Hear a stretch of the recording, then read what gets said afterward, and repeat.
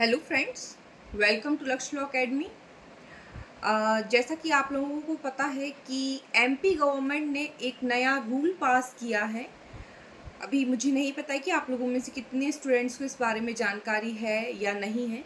तो वो जो रूल है वो हमारे सिविल जज से जो हमारा सिविल जज का एग्ज़ाम होता है तो उसकी जो क्वालिफ़िकेशंस है उससे रिलेटेड जो है ये रूल है, जिसमें 2 बातें कही गई हैं। पहली बात ये कही गई है कि अब स्टूडेंट्स जो भी सिविल जज का एग्ज़ाम देना चाहते हैं, जो भी अपीयर होना चाहते हैं सिविल जज के एग्ज़ाम में, उनको 3 इयर्स की प्रैक्टिस कंपलसरी करनी होगी।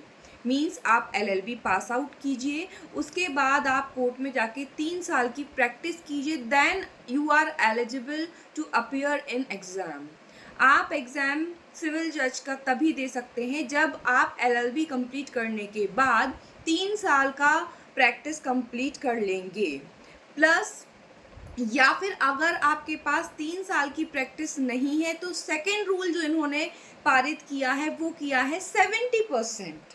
आपका एग्रीगेट परसेंटेज एलएलबी का 70% होना चाहिए। मीन्स जो आपने एलएलबी पास आउट की है उसमें आपके 70% होना चाहिए। अगर आपने 70% से एलएलबी पास की है तो ही आप एग्ज़ाम दे पाएंगे, या फिर आपके पास 3 साल का अनुभव हो, 3 साल आपने पहले प्रैक्टिस की हो और लगा हुआ है। मीन्स 2 कंडीशन है, या तो आपके पास 3 साल का अनुभव होना चाहिए, आप प्रैक्टिकल कोर्ट में जाएं, प्रैक्टिस करें, किसी सीनियर वकील के अंडर बैठे 3 साल वहाँ पर काम सीखें, फिर उसके बाद ही आप अप्लाई कर पाएंगे, या फिर आप 70% जो है एलएलबी के एग्ज़ाम में लाएंगे तो ही आप एग्ज़ाम क्लियर कर पाएंगे। अब ये जो रूल है ये कहाँ से कहाँ तक औचित्यपूर्ण है और कहाँ से कहाँ तक बिल्कुल गलत है, ये आप और हम सभी बहुत अच्छी तरीके से जानते हैं। थोड़ी सी हम चर्चा कर लें, या ये रूल सही है या नहीं। तो देखिए, ये रूल बिल्कुल भी सही नहीं है, ये कहीं से कहीं तक जस्टिफाइड रूल नहीं है। इसमें आपका जो ऑब्जेक्ट है वो फुलफिल हो ही नहीं रहा है। आप किस पर्पज से ये 2 रूल लाए हैं? आप चाहते हैं कि आपके पास ब्रिलियंट बच्चे आए, तो क्या 70% ये कोई मापदंड है क्या ब्रिलियंट होने का? 70% ये तो आप सभी जानते हैं कि एजुकेशन सिस्टम क्या है। आप किसी प्राइवेट कॉलेज में एडमिशन ले लीजिए, आप बहुत अच्छी फीस दे दीजिए, वहाँ पर आपके 70% बन जाएंगे। आप किसी टॉप 10 कॉलेज में चले जाइए, किसी गवर्नमेंट कॉलेज में चले जाइए, वहाँ अगर स्ट्रिक्ट फैकल्टी है, कुछ स्ट्रिक्ट रूल्स हैं, तो वहाँ पर आप कितना भी पढ़ लीजिए, कुछ भी कर लीजिए, आपके 70% जो है नहीं आ पाते। बहुत सी ऐसी यूनिवर्सिटीज़ हैं जहाँ पर आप देखिएगा 70% आ ही नहीं पाते हैं बच्चों के, और बहुत से ऐसे प्राइवेट कॉलेजेस हैं जहाँ पर 80%, 85%, 90% ऐसे बच्चे मार्क्स लेकर आते हैं। तो परसेंटेज कोई मापदंड नहीं है आपके काबिलियत का। तो ये रूल किस हिसाब से गवर्नमेंट ने रखा है बच्चों के लिए, मुझे तो कोई इस बात का कुछ भी समझ नहीं आ रहा कि किस हिसाब से ये रूल जो है उन्होंने पारित किया, क्या सोचकर ये रूल पारित किया है। जो उनका मेन ऑब्जेक्ट है कि भैया हमें ब्रिलियंट बच्चे चाहिए, तो ब्रिलियंट बच्चे चाहिए, तो ब्रिलियंट बच्चे होने के लिए percentage is not matter. Percentage का कोई मैटर ही नहीं है यहाँ पे। जो ब्रिलियंट बच्चा है, गांव से भी पढ़ा हुआ बच्चा है, वो भी आके अपनी मेहनत करके एग्जाम निकालता है। यूपीएससी पीएससी में कलेक्टर बनते बच्चे, आईएएस बनते बच्चे 21-21 साल में कलेक्टर बन जाते हैं, आईएएस बन जाते हैं। अब यहाँ पर दूसरी बात करें 3 साल की प्रैक्टिस की, एलएलबी 5 साल की, 3 साल की व्यक्ति करता है, तो जब एलएलबी आदमी करता है तो वैसे ही उसकी एज जो है 23 हो चुकी होती है। अब 23 के बाद वो 3 साल अपनी प्रैक्टिस करेगा तो वो 26-27 साल का हो जाएगा। तो क्या वो 26-27 साल में जाके अपना जो है एंट्रेंस की तैयारी करेगा, एग्जाम की तैयारी करेगा?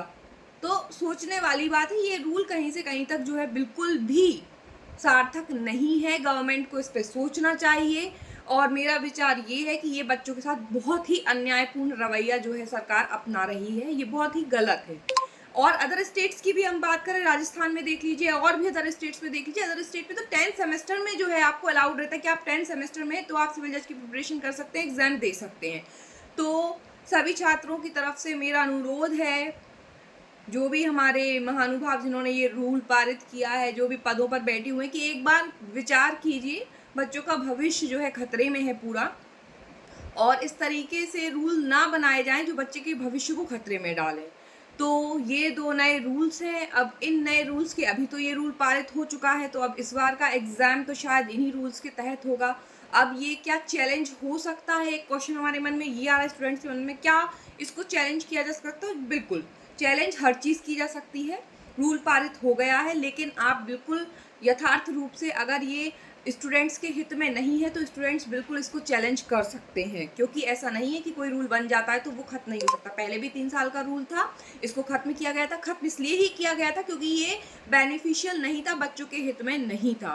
तो अभी भी ये रूल बच्चों के हित में नहीं है। अब उन बच्चों का सोचिए जिनकी एज 35 होने वाली है, जो इतने सालों से तैयारी कर रहे हैं, उनका लास्ट अटेम्प्ट है, लेकिन उन्होंने प्रैक्टिस की ही नहीं, ये सोचकर कि नहीं हम तो भैया एग्जाम की तैयारी करेंगे, तो उनका क्या? अब वो तो ना यहाँ के रहेंगे ना वहाँ के। और एक पॉइंट और इसमें है, एक पॉइंट जो 70% वाली बात में इन्होंने रखा कि 70% तो होना ही चाहिए, प्लस बिल्कुल क्लियर, एटीकेटी नहीं होना चाहिए। एक बार में पास बच्चे चाहिए इनको, एटीकेटी नहीं होना चाहिए। ये कैसे संभव है? ये बिल्कुल भी संभव नहीं है। एटीकेटी नहीं होना चाहिए। हर बच्चे के साथ सर्कमस्टेंसेस अलग होती हैं भाई। ज़रूरी नहीं है कि कोई बच्चा पढ़ नहीं रहा है, अच्छा नहीं है पढ़ने में, तो सिर्फ उसी की एटीकेटी आती। कई बार बहुत अच्छे बच्चे हैं, एग्ज़ाम देने आ रहे हैं, बिल्कुल एग्जाम के टाइम पे ही वो बहुत ज़्यादा बीमार पड़ जाते, कभी किसी का एक्सीडेंट हो जाता है। बहुत सी सर्कमस्टेंसेस परिवार की होती हैं, बहुत सी परिस्थितियां व्यक्ति के जीवन में होती है। किसी भी कारण व्यक्ति जो है एग्जाम देने से वंचित रह सकता है। किसी एक एग्जाम में हो सकता है वो बच्चा बहुत दक्ष है, 70 क्या उसके 80% आने वाले हों, लेकिन किसी एक पेपर में वो फेल हो गया, एटीकेटी आ गई उसकी। तो फिर ये क्राइटेरिया जिन्होंने रखा है कि एक बार में पास आउट बच्चा चाहिए, इसके 70% हो, बिल्कुल निरर्थक रूल है। ये दोनों ही रूल बिल्कुल निरर्थक है। अगर आपको चाहिए कि बच्चे के पास प्रैक्टिकल नॉलेज, तो आप इंटरव्यू में क्वेश्चंस पूछिए ना। आप इंटरव्यू में उनसे प्रैक्टिकल क्वेश्चंस पूछिए। अगर वो नहीं आपका आंसर दे पाए तो आप बिल्कुल उनको बाहर कर दीजिए। 3 साल की प्रैक्टिस की बात रही, आपको चाहिए कि हाँ भैया बच्चे को नॉलेज चाहिए।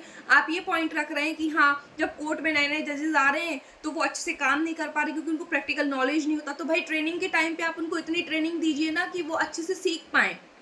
अगर कोई बच्चा इतना इंटेलिजेंट है कि उसने पास आउट किया एलएलबी और वो तुरंत एग्जाम क्रैक कर लेता है, तो ऑब्वियस सी बात है उसको कैसे ज्ञान होगा। तो आप उसको जो 2 साल की आप ट्रेनिंग देते हैं, आप वहाँ पर उसको ट्रेनिंग दीजिए, अच्छे से ट्रेनिंग दीजिए।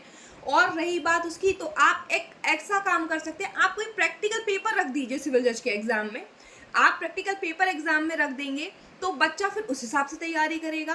आप कंपलसरी एक पेपर कर दीजिए, आप कंपलसरी बना दीजिए कि भाई प्रैक्टिकल नॉलेज हमें चाहिए। तो जो भी बच्चे मन बनाएंगे कि हमें सिविल जज का एग्जाम देना है, मुझे सिविल जज बनना है, तो वो कहीं ना कहीं उस चीज़ पे भी फोकस करेगा कि नहीं एग्जाम में प्रैक्टिकल क्वेश्चंस जो हैं आते हैं, इंटरव्यू में हमसे प्रैक्टिकल क्वेश्चंस पूछे जाएंगे, तो वो बच्चा कहीं से भी सीख लेगा।